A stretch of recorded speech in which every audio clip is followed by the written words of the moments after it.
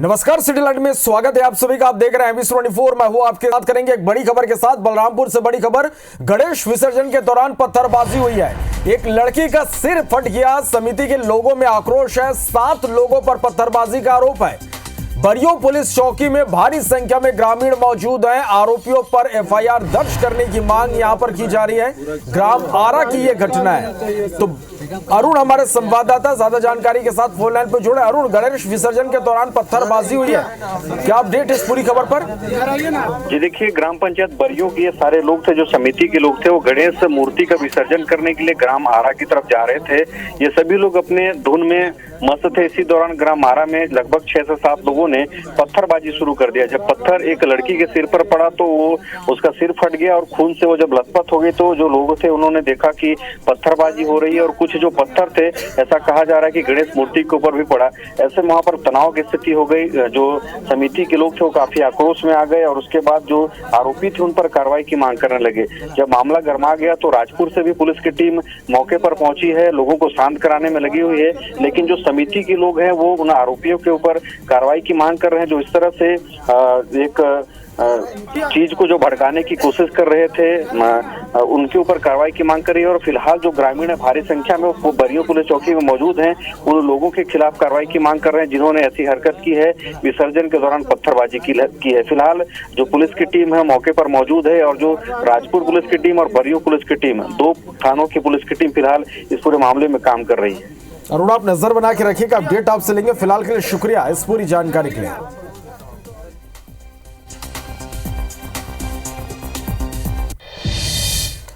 दिल्ली से बड़ी खबर है। सुरेश कुमार कैद होंगे। जबलपुर हाई कोर्ट के नए chief justice. Supreme court collegium ने अनुशंसा में बदलाव किया। पहले जस्टिस GS सांजावालिया को JCI बनाया गया था, लेकिन ये इस वक्त की बड़ी खबर है। सुरेश कुमार कैद जबलपुर हाई कोर्ट के नए चीफ जस्टिस होंगे। सुप्रीम कोर्ट कॉलेजियम ने अनुशंसा में बदलाव किया है। पहले जस्टिस GS सांजावालिया को JCI बनाया गया था, अब इसमें बदलाव किया गया है। सुरेश कुमार कैद होंगे जबलपुर हाई कोर्ट के नए चीफ जस्टिस।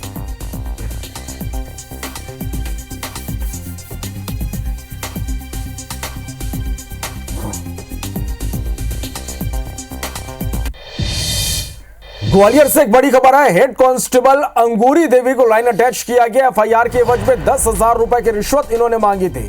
पीड़ित युवती ने SP से शिकायत की। SP ने DSP को जांच के आदेश दिए थे। बहोड़ापुर थाना परिसर का यह मामला है।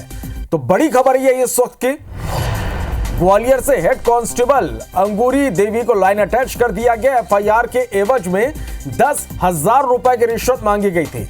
पीड़ित युवती ने SP से शिकायत की। SP ने DSP को जांच के आदेश दिए। बहोड़ापुर थाना परिसर का यह मामला है।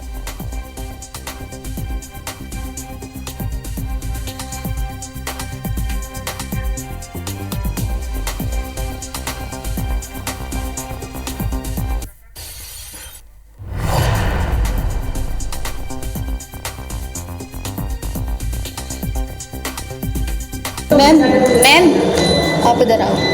उससे मिल लेना तुम, मैं तुम्हें नंबर दूंगी उसका। उनका नाम आपने मुझे बताया हेमलता।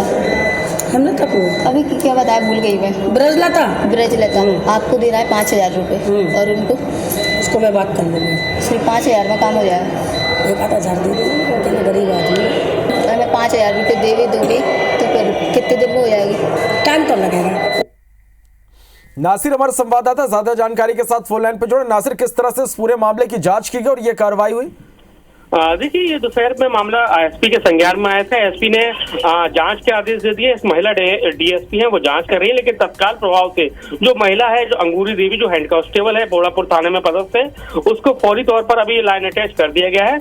और जैसा कि एक जो महिला आ रही है वो दहेज एक्ट की FIR दर्ज कराने के लिए उस कांस्टेबल के पास पहुंची थी। वो काफी समय से चक्कर लगा रही थी, लेकिन वो पैसों की डिमांड कर रही थी। उसी का वीडियो उसने बना लिया था और वायरल करने के बाद अब ये SP के पास पहुंचा तो SP ने पूरी कार्रवाई के आदेश दे दिए, साथ ही उसको लाइन अटैच कर दिया है। चलिए, बहुत शुक्रिया आपका इस पूरी जानकारी के लिए।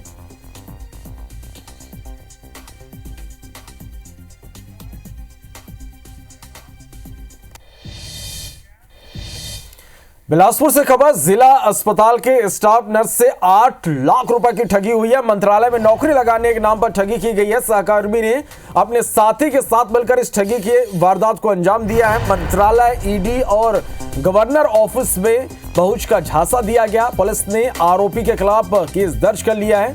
तारबहार थाना क्षेत्र का यह मामला है। तो बड़ी खबर ये इस वक्त की, बिलासपुर से जिला अस्पताल के स्टाफ नर्स से 8 लाख रुपए की ठगी हुई है। मंत्रालय में नौकरी लगाने के नाम पर यह ठगी की गई है। सहकर्मी ने अपने साथी के साथ मिलकर ठगी की। मंत्रालय, ईडी और गवर्नर ऑफिस में पहुंच का हवाला दिया गया। पुलिस ने आरोपी के खिलाफ केस दर्ज कर लिया है। तारबहार थाना क्षेत्र का यह मामला है।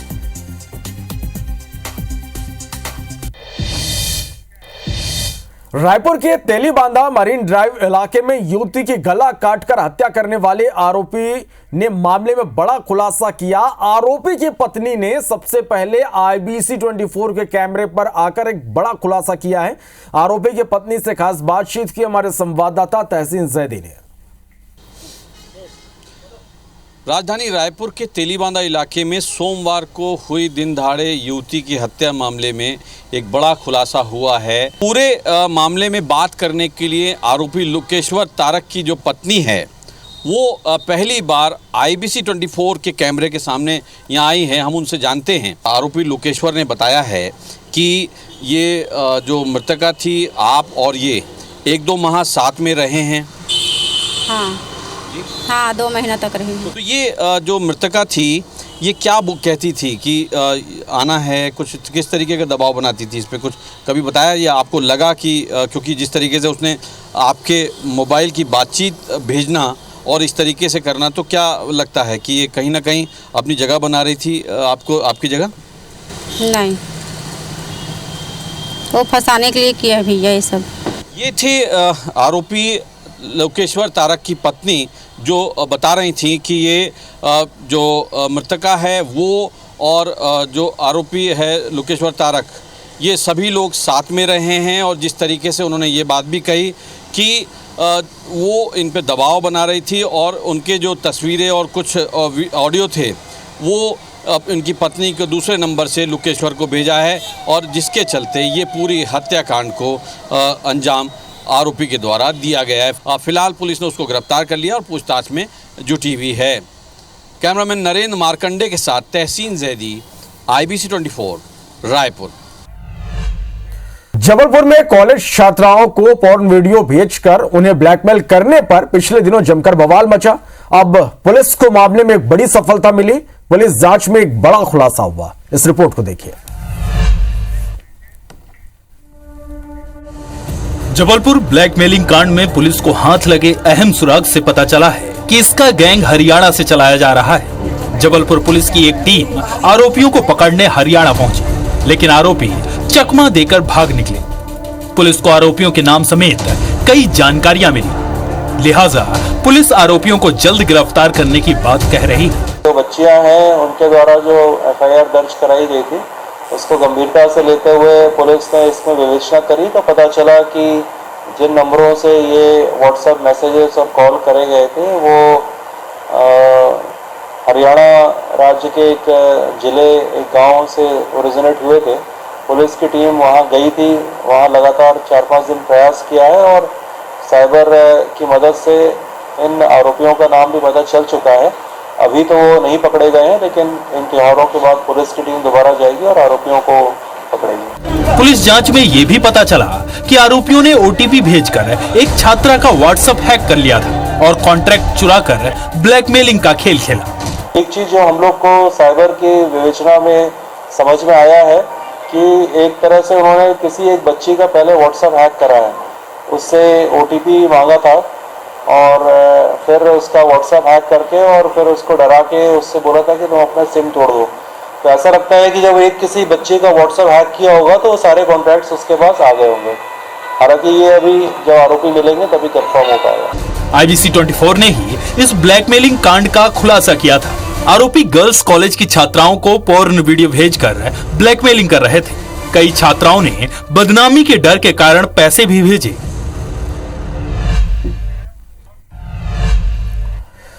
इधर बिलासपुर में फिलिस्तीन का विवादित झंडा लगाने का मामला तूल पकड़ने के बाद पुलिस एक्शन में है। मामले में पुलिस ने 5 आरोपियों को गिरफ्तार कर लिया है। आरोपियों के खिलाफ राष्ट्रीय अखंडता को प्रभावित करने का केस दर्ज कर कार्रवाई की जा रही। दरअसल ईद के मौके पर शहर के तारबहार क्षेत्र में फिलिस्तीन का विवादित झंडा लगाने और लहराने का मामला सामने आया है। हिंदू संगठनों ने इस पर आपत्ति जताते हुए झंडा लगाने वालों पर कड़ी कार्रवाई की मांग की थी। इसे लेकर हिंदू संगठनों ने तारबहार थाने की घेराव भी किया। गिरफ्तार सभी आरोपी तारबहार क्षेत्र के रहने वाले हैं। उन पे कार्रवाई की गई है और इस पर से एफआईआर जो कायम किया गया है 197(2) जो कि अपने भारत देश में लोगों के बीच में शत्रुता फैलाने के इस उद्देश्य से है। तो इस पर से अभी पुलिस द्वारा 5 लोग आइडेंटिफाई की करके कार्रवाई की जा रही है। ग्वालियर में एक शस्त्र लाइसेंस पर 3 हथियार रखने वाले 113 लोगों को प्रशासन ने नोटिस जारी किया।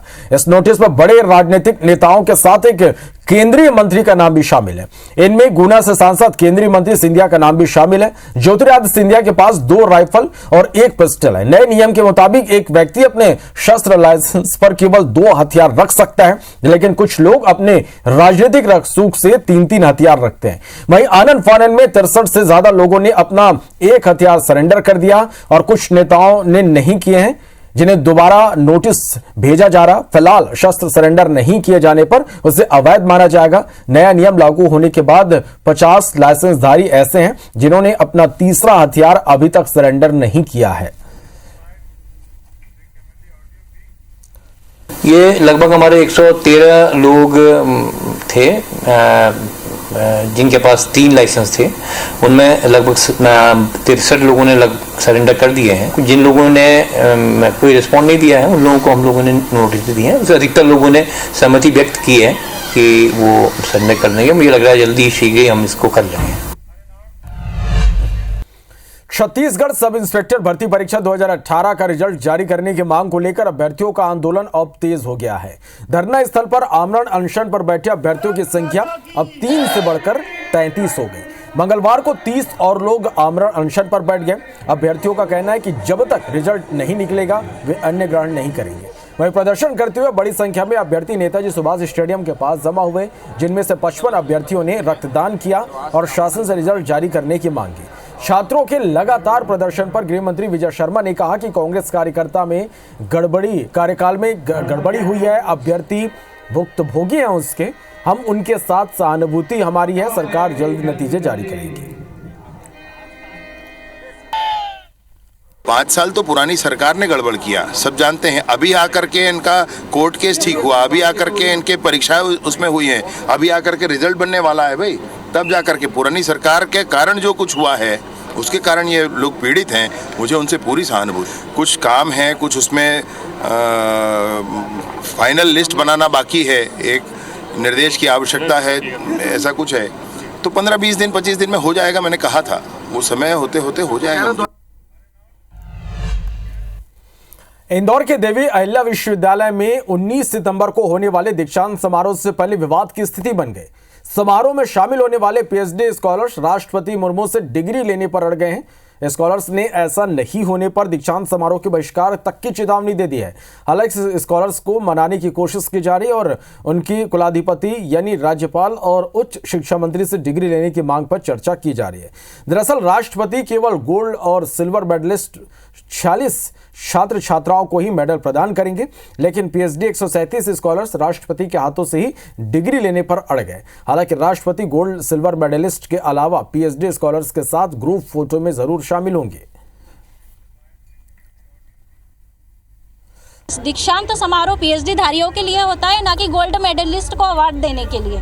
तो ये कार्यक्रम हमारा है तो हमें ही नहीं पूछा जा रहा है, तो ये हमारा विरोध है कि हमें तो कम से कम मंच पे बुला के हमारी डिग्री दे दी जाए। मैडम ने आश्वासन दिया था कल कि हम कोशिश करेंगे कि आपकी जो मांग है उसका निराकरण हो पाए, परंतु आज जब हम दोबारा मैडम के पास में गए तो मैडम ने दोबारा वही चीज़ हमें कही कि उन्होंने वो उच्च शिक्षा मंत्री से इस संबंध में बात करेंगे। बट अभी तक हमें किसी प्रकार का न तो कोई आश्वासन मिला है कि क्या परिणाम हुआ हुआ है, नहीं अभी तक आगे कुछ ऐसी समय रेखा दी गई है कि किस तरीके से इस चीज़ का परिणाम सामने आएगा। तो इसीलिए हम लोगों ने बहुत रिक्वेस्ट किया था राष्ट्रपति भवन से, लेकिन वहाँ पर ये हमको बताया गया कि केवल 1 ही घंटे का समय है, उससे ज़्यादा समय हमें नहीं मिल पाया। और उसके बाद लेकिन राष्ट्रपति भवन से स्वीकृति मिली है कि वो PhD उपाधि धारकों के साथ फ़ोटो खिंचवाने को तैयार है। तो अलग से एक सबके साथ एक फ़ोटो हो गया, उसकी स्वीकृति दी गई। प्रधानमंत्री नरेंद्र मोदी के जन्मदिन पर मध्य प्रदेश में मुख्यमंत्री डॉक्टर मोहन यादव ने स्वच्छता ही सेवा पखवाड़ा अभियान की शुरुआत की। कार्यक्रम में राज्यपाल मंगूभाई पटेल भी शामिल हुए और प्रदेश के 50 जिला अस्पतालों में प्रधानमंत्री भारतीय जन औषधि केंद्रों का उद्घाटन किया। इनका संचालन रेड क्रॉस के जरिए किया जाएगा। इसके अलावा भोपाल को स्वच्छता सर्वेक्षण में 5 स्टार रैंकिंग मिलने पर नगर निगम के 8,117 सफाई मित्रों को 5-5 हजार रुपए की प्रोत्साहन राशि दी गई। वहीं प्रधानमंत्री आवास योजना के आवासों में हितग्राहियों को प्रवेश कराया गया। कार्यक्रम को संबोधित करते हुए राज्यपाल मंगूभाई पटेल ने कहा कि प्राइवेट और सरकारी अस्पतालों के डॉक्टर जेनरिक दवाएं लिखें, सरकारी अस्पतालों के पास जेनरिक दवा की दुकान खुले। सीएम डॉक्टर मोहन यादव ने कहा कि कचरा मुक्त शहर के लिए 1 से 7 तक स्टार मिलने पर सफाई मित्रों को प्रोत्साहन राशि दी जाएगी। बता दें कि स्वच्छता ही सेवा पखवाड़ा अभियान प्रदेश भर में मनाया गया। ग्वालियर में नगर निगम में अभियान की शुरुआत हुई। बैतूल में केंद्रीय राज्य जनजातीय मंत्री दुर्गादास उइके ने प्रधानमंत्री जन औषधि केंद्र का फीता काटा, जिससे संपूर्ण प्रदेशवासी के मन में स्वच्छता का भाव उत्पन्न हो। अपने सरकारी डॉक्टर को तो आग्रह करूंगा, कभी कभी सरकारी में भी जाना तो दवाइयाँ वहाँ नहीं तो रिसिप्ट में लिखते हैं, दवाइयाँ लिख कर देते हैं। तो प्राइवेट डॉक्टर है उसको भी मैं आग्रह करूंगा कि भैया केंद्र सरकार का ये कार्यक्रम है जो गरीब लोगों के लिए है। आपको भी कभी दवाइयाँ लिखना है तो जेनेटिक दवा लिखो, जन औषधि को लिखो। नगरीय निकायों को स्वच्छता सर्वेक्षण 2024 में कचरा मुक्त शहर स्टार प्रमाणीकरण के आधार पर प्रदान की जाएगी। जिस निकाय को जितने स्टार प्राप्त होंगे उसमें कार्यरत सभी सफाई मित्रों को उतने 1000 की राशि दी जाएगी। 1 स्टार प्राप्त निकायों को 1-1 हजार, 2 स्टार, 3 स्टार, जितने स्टार वो 5 स्टार तक प्राप्त करते करते 7 स्टार तक वो प्राप्त कर सकते नगरीय निकाय। इधर छत्तीसगढ़ राज्य में पीएम मोदी के जन्मदिन पर सेवा पखवाड़ा की शुरुआत हुई। मुख्यमंत्री विष्णुदेव साय ने मरीन ड्राइव में झाड़ू लगाकर पखवाड़े की शुरुआत की। वहीं पीसीसी चीफ दीपक बैज ने बीजेपी के सेवा पखवाड़े और सदस्यता अभियान को राजनीतिक हथकंडा बताया। उन्होंने कहा कि बीजेपी के कार्यकर्ता महिलाओं को डरा रहे हैं कि अगर वे पार्टी से नहीं जुड़ी तो महतारी वंदन योजना का लाभ उन्हें नहीं मिलेगा। इसी के साथ पीसीसी चीफ ने स्वच्छता अभियान पर तंज कसा। उन्होंने कहा कि यदि मोदी जी स्वच्छता अभियान चला रहे हैं तो वे इसकी शुरुआत मणिपुर से करें। बीजेपी के प्रदेश महामंत्री संजय श्रीवास्तव ने पीसीसी चीफ के बयान पर पलटवार किया। उन्होंने कहा कि यदि लोग हमसे जुड़ रहे हैं तो इसमें कांग्रेस के पेट में दर्द क्यों हो रहा है। यही तो लालच है। मैं तो इसी चीज को तो बोल रहा हूँ ना, इसी चीज को मैं बोल रहा हूँ कि किसी मोबाइल को ले लो, मिस कॉल मार दो, घर को पता नहीं है, महतारी वंदन का पैसा बंद हो जाएगा, बीजेपी का सदस्य ग्रहण कर लो, या फिर हम आपको प्रत्येक महीना 1000 दे रहे हैं या देने वाले हैं, बीजेपी का सदस्य ग्रहण कर लो। ये बीजेपी का प्रोपोगेंडा है। वोट चुनाव के पहले उन चीज़ों को पूरा करना चाहिए, और यदि हम पूरा कर रहे हैं, लोग हमसे जुड़ रहे हैं, तो इसमें कांग्रेस के पेट में दर्द क्यों हो रहा है। दरअसल दुर्भाग्य की बात है कि कांग्रेस भले ही 60 साल राजनीति करी देश में, लेकिन राजनीति की असली परिभाषा को समझ ही नहीं पाई है। शासन की परिभाषा को आज तक कांग्रेस समझ ही नहीं पाई है।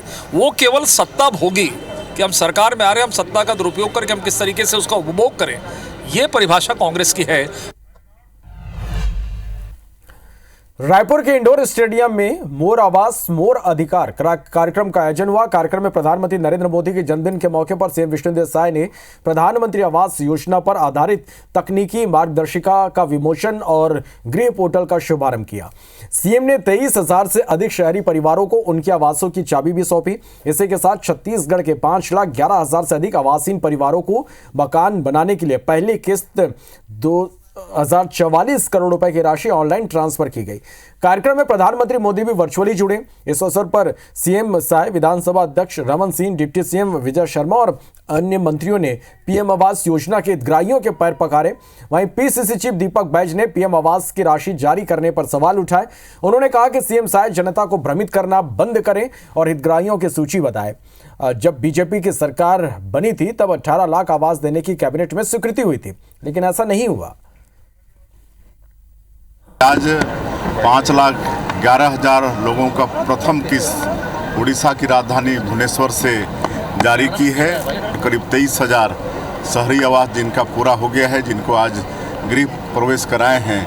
कि आज 5 लाख से अधिक लोगों को प्रधानमंत्री आवास मिला है। 8,47,000 आवास केंद्र के द्वारा स्वीकृत किए गए हैं। 90,000 और पाइपलाइन में है। इस तरीके से 9,37,000 हो जाएगा। 1,96,000 प्रधानमंत्री आवास पूर्ण कर लिए गए हैं। जो कहें भ्रम फैला रहे, कहें ये कहें वो कहें, मैं पूछना चाहता हूं कि पूर्ववर्ती इनकी सरकार के पंचायत ग्रामीण विकास के मंत्री ने क्यों इस्तीफा दिया था? मुख्यमंत्री जी बड़ा दावा करते हैं 18 लाख लोगों को हम पीएम आवास देंगे। जरा सूची बता दिए कितने 18 लोगों को मिल गया है क्या पीएम आवास? अरे तो पीएम आवास दिलाने के लिए तो पहला जब सरकार बनी, मेरे ख्याल से उसी दिन या दूसरे दिन मंत्रालय में इनकी बैठकें हुई। जनता को भ्रम फैलाना बंद करे। छत्तीसगढ़ की राजधानी रायपुर में मंगलवार को सकल दिगंबर जैन समाज की ओर से मनाए जा रहे 10 दिवसीय पर्युषण महापर्व का समापन हो गया। पर्व के अंतिम दिन अनंत चतुर्दशी को विशेष उत्सव के रूप में दिन भर आयोजन हुए। सुबह भगवान के नियमित अभिषेक पूजन के बाद शंकरनगर मंदिर से भगवान की शोभा यात्रा निकली। उसके बाद सामूहिक रूप से शांति धारा के साथ अभिषेक किया गया। पर्युषण पर्व में जैन समाज के कई सदस्य उपवास और व्रत रखते हैं, जिसमें 10 उपवास, 5 उपवास और 3 उपवास को कड़ी तपस्या के रूप में देखा जाता है। मंगलवार रात को सभी उपवास और व्रत रखने वाले सदस्यों के लिए भक्ति का कार्यक्रम भी रखा गया। अनंत चतुर्दशी वर्ष में एक बार आती है। आत्मा अनंत शक्ति का भंडार है और हम आत्मा से परमात्मा बनने की शिक्षा प्राप्त करते हैं। यही अनंत चतुर्दशी पर्व का महत्व है। ये भादों के मास में 10 लक्षण पर्व आता है, जिसमें भक्ति, संगीत, भाव, व्रत और पूजा पाठ से 10 दिन बीतते हैं। तो इसके साथ फिलहाल इस बुलेटिन में इतना ही। नमस्कार।